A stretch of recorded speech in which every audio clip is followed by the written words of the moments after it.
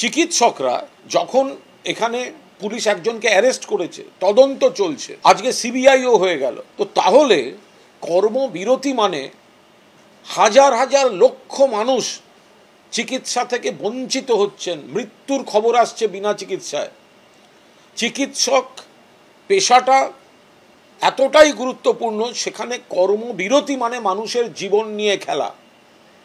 আপনারা নিশ্চিতভাবে প্রতিবাদ করুন, আপনারা নিশ্চিতভাবে নিন্দা করুন, আপনারা নিশ্চিতভাবে দাবি জানান, কিন্তু আপনারা কাজ কেন বন্ধ রেখেছেন?